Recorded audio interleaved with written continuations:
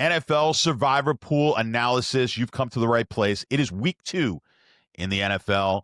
After a very tame week 1, we'll go over all of that, give you some analysis, give you some advice, and try to guide you all the way to the finish line to cash that big check and take home the prize. So you guys know, most of you know, I am Statsational here for the Sharp app. The show is called Scratching and Surviving, and nowhere else online will you find this kind of analysis for Survivor pools. A lot of you down in the comments were letting me know about all the money you won last year, so hopefully we can duplicate that and get you guys that cash again. If you are new, welcome. Do us a favor. If you just hit that subscribe button, I looked last week, 70% of the people who watched this video were not subscribed, so we can do better, guys. I'd really appreciate the subscribe, like, share this video with friends. It really helps in the algorithm, and it allows me to give you guys these videos for free each and every week. All right, week 1, not a lot happened here. There was some close ones, some close calls. I had Denver in some of my picks. I had Philly. I had Arizona. All 3 of those teams could have lost. The only one, I had one entry on Washington out of the pool that I'm in, 30 entries on. I had one with Washington. That was probably the easiest one. All the other ones at some point or another got you a little bit nervous, especially Denver, the way they were playing. Not all too easy on the stomach for a week 1, but we get through it. New England, really the team that knocked out the most people, and it wasn't all that much. If you look at Circa, they got over 18,000 people in that Circa pool. I believe a couple of hundred or so, I don't have the exact number in front of me, had New England, so very small percentage. And then, of course, you have the stragglers, some people who took some other teams, maybe the Chiefs, knocked a few people out. But for the most part, everyone is still alive in most pools. Very few people were taking New England last week and got knocked out. In week 2, it's a little bit of different scenario than we had in week 1. We've got a clear-cut favorite, a massive favorite this week that we're going to go over. We're going to go over some strategies. I want to first just mention, because a lot of people bring this up in the comments, and I never really talk about it on any of the shows, but I really should, because it seems to be becoming more prevalent. Those of you who are in a pool where you can rebuy, or if you're in a pool that allows multiple losses. So in other words, if you get knocked out this week, or you don't get knocked out, if you lose your pick this week, you are not knocked out of the pool. Now, I actually had one person tell me they've got 6 knockouts and they could survive, which is a little crazy. It's going to be pretty tough to not have everyone in the pool make it all the way to the end, losing 6 games, but that's their rules.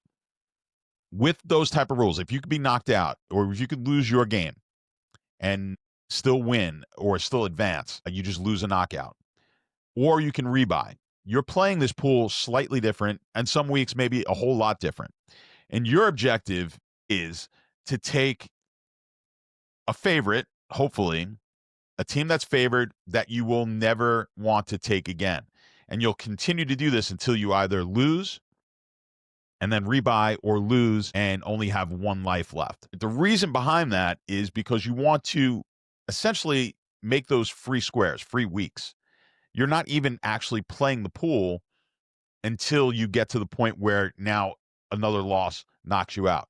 So if you're in a rebuy pool, you want to really, now it's too late for this advice now, but you really want to budget for double what you're going to be entering. So if it's a $100 pool, expect to pay $200 because you're going to be rebuying most likely in a pool like that, and that your strategy should be that you do want to rebuy. If you ever play poker in a rebuy tournament, it becomes a lot more aggressive.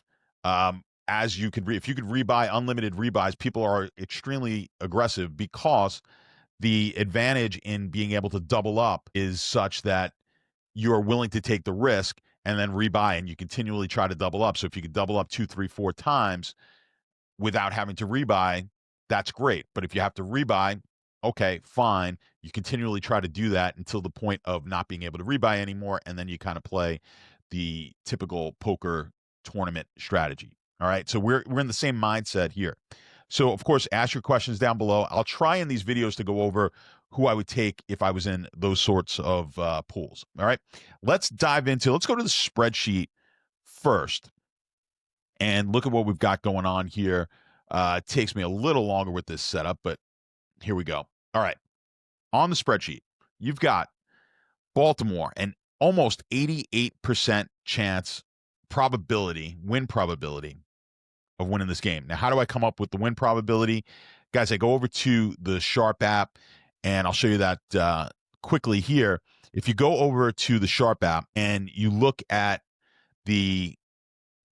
you can set it up with any books that you want, sports books. I like to have Pinnacle in here when I'm doing this exercise. I don't have access to bet at Pinnacle, but Pinnacle and Circa, really two of the sharpest sports books out there.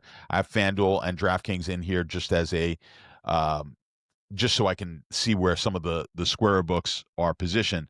But I'll just go down here and look at Pinnacle, and I'll take the midpoint of these two lines, and then you do the implied odds. If you're not familiar with implied odds, I've got videos in here. Just kind of search Sharp app, the Sharp app channel, search for those videos. We've got a lot of educational videos, by the way, here if you are looking to understand how to become a better sports bettor. All right, so let's get back to the spreadsheet.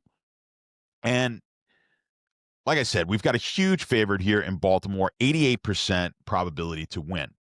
Next team would be Buffalo, and then Arizona. They're both right around that 73-74%, with Detroit and Dallas right behind there, 70%-ish, 71% right now for Dallas.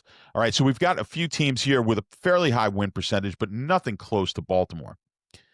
So the question becomes, now obviously we know this in small pools. You guys know me. If you're new to the video, then you guys may not be as familiar, but we're going to look at future value weight on these games, and the amount of future value that we're going to be looking at will totally be dependent on how many weeks we have left in the season and how many participants are in your pool. So the smaller the pool and the lesser amount of weeks to go, the less future value we want to weigh.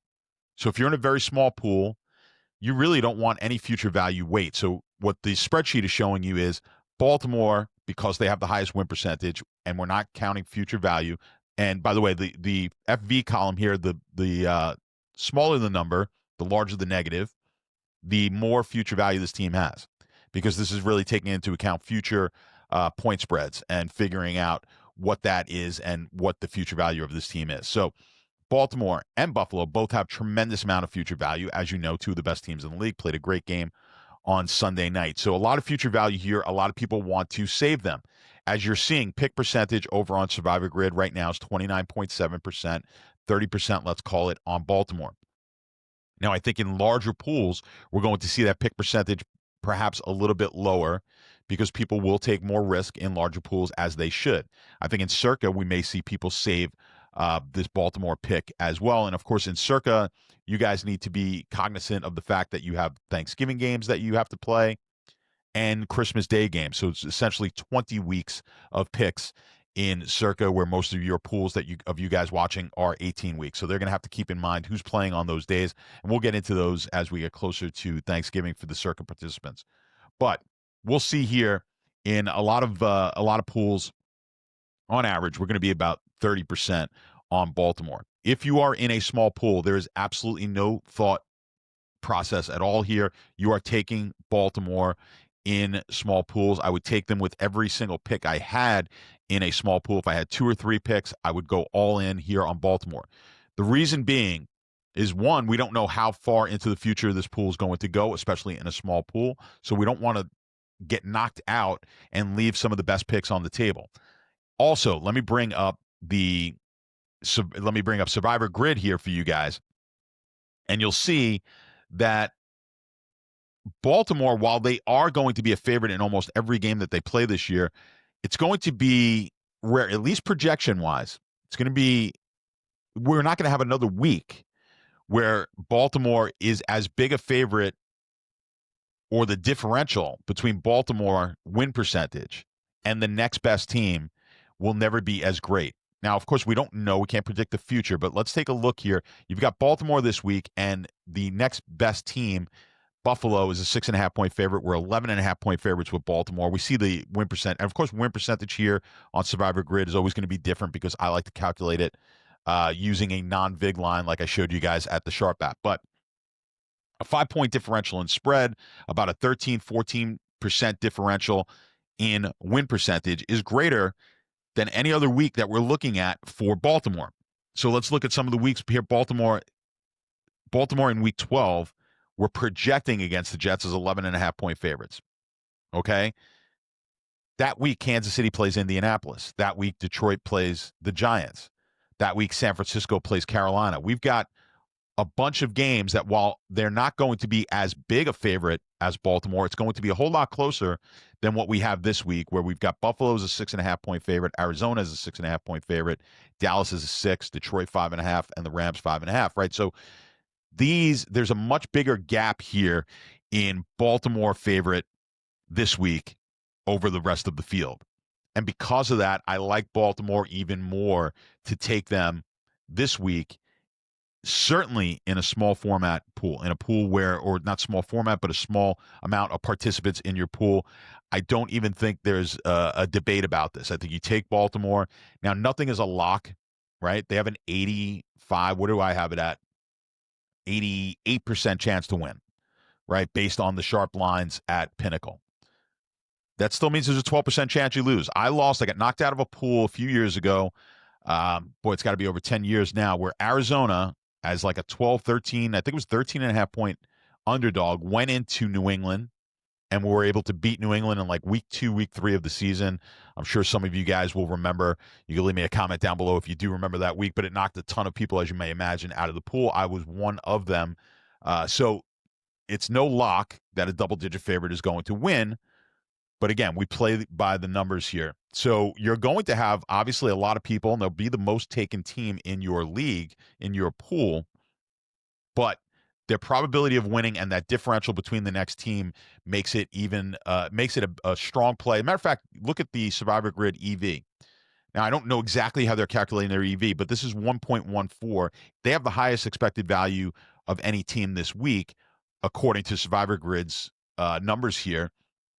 And that's because if only 30% are taking a team that has an 85% chance, according to Survivor Grid, I'm saying 88% chance to win.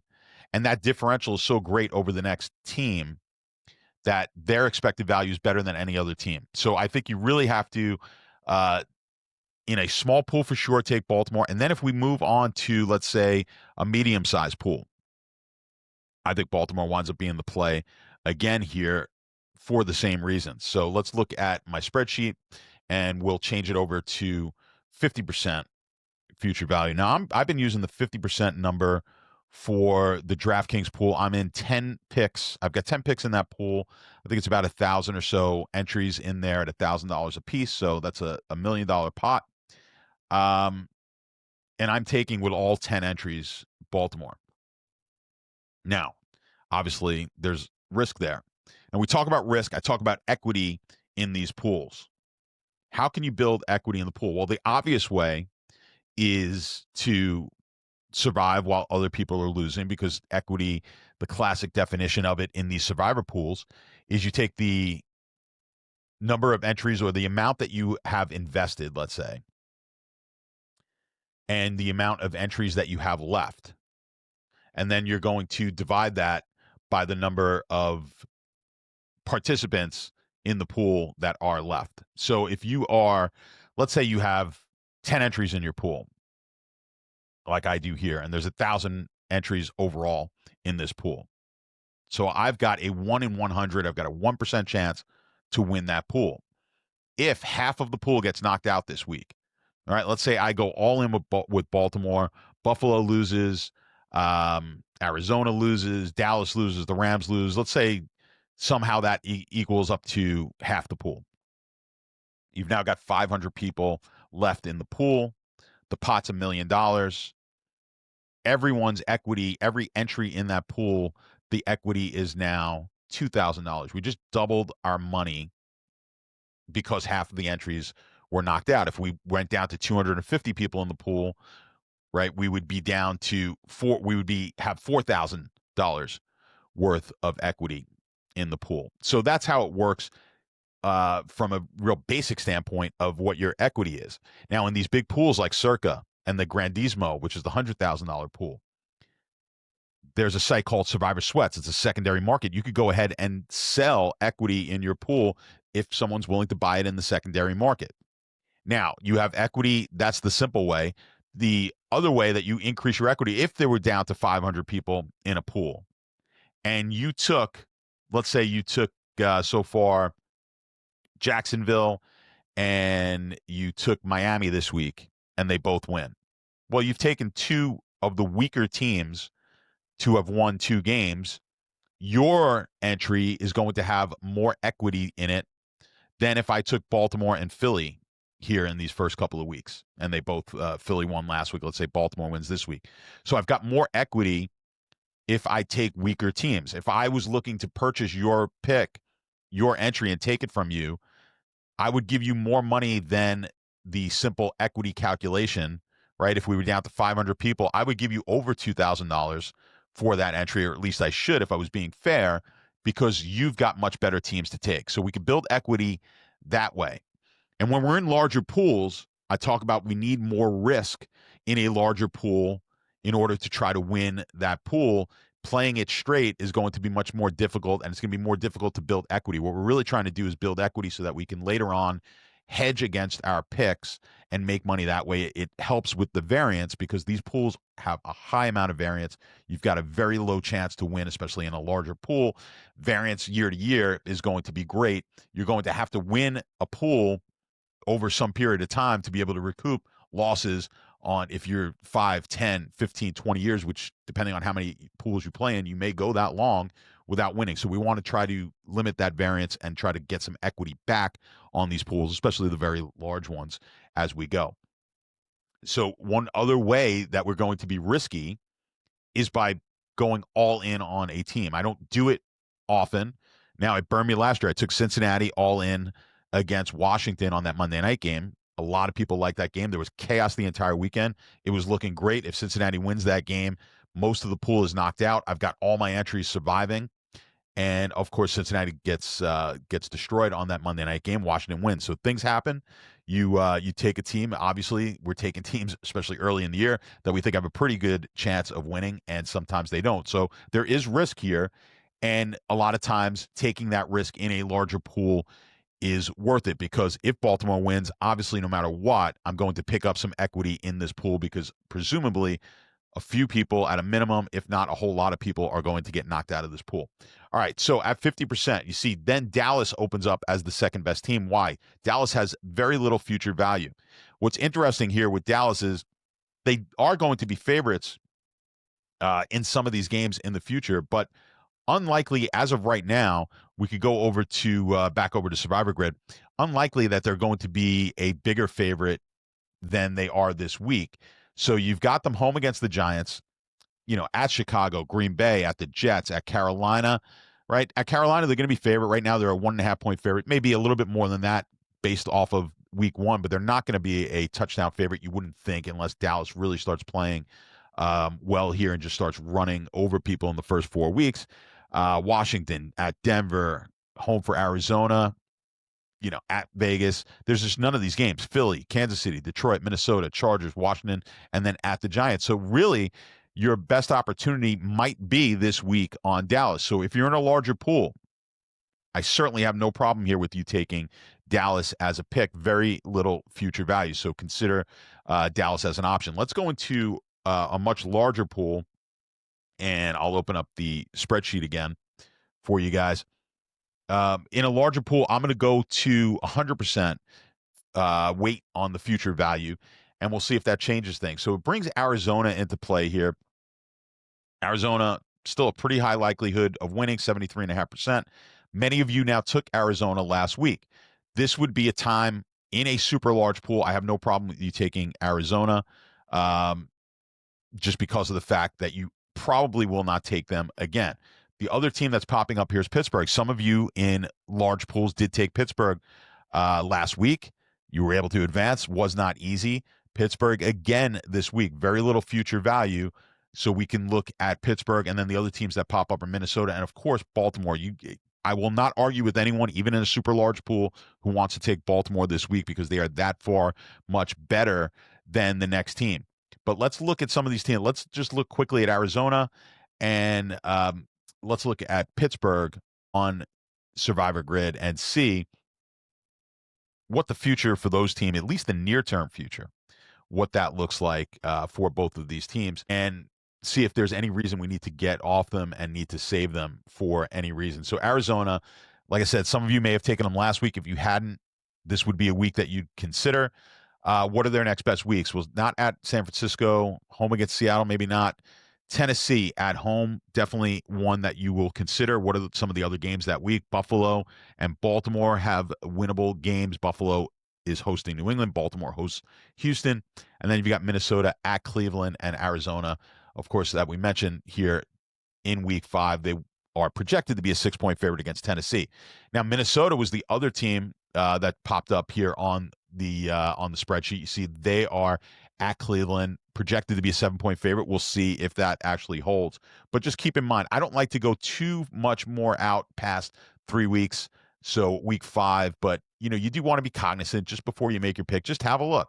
What's the rest of the season look like? Certainly, what do the next few weeks look like for your team? Am I getting myself in a bind, which can sometimes happen, where you just look at this week, you don't look at the future, and then the next thing you know, 2 weeks from now, you're in a situation where you don't have a great team to pick. That's going to happen as we progress in the pool more so than early in the pool, but keep that in the back of your mind. Now, Pittsburgh, what are we looking at for Pittsburgh here in the future? Pittsburgh this week, not a massive favorite, right? But very little future value. They do have this game in week 6 against Cleveland, right? So maybe I'm not ready to just dive into Pittsburgh as a pick. Obviously, not a lot of people are taking it. If I had a lot of picks in my pool, maybe I would sprinkle 1 or 2, depending on how many you have, on a Pittsburgh, just to get myself a little bit different, just to take a team that doesn't have a lot of pick percentage on them this week. And if it's got to be in a very large pool, I would consider that. So those are really your options here this week. Again, we may say Pittsburgh for week 6, and that would be where a lot of people are going to save them. So you're going to, by taking Pittsburgh this week, kind of get off of where a lot of people are going to be, which is what we like to do often here. So that's really what we're looking at this week for Survivor. I think it's a little bit more clear cut than perhaps we've seen in prior weeks, and certainly last week and in last season. So I think this week the analysis is simple. If you are in a small pool, you're definitely going to want to take Baltimore.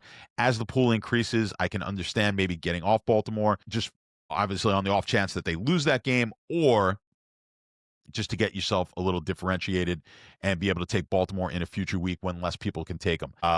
And then as the pools increase here, I went over some of the teams that I think are viable to take, certainly in these massive mega type of pools. So as always, guys, I really appreciate you watching, sticking with me here, and commenting down below. The comments are really the lifeblood of this channel. So you guys comment. I love to respond, give my advice, and hopefully we could take this one again all the way to week 3 and keep the ball rolling. Let's get that cash, guys. Good luck, and I will see you all back here next week.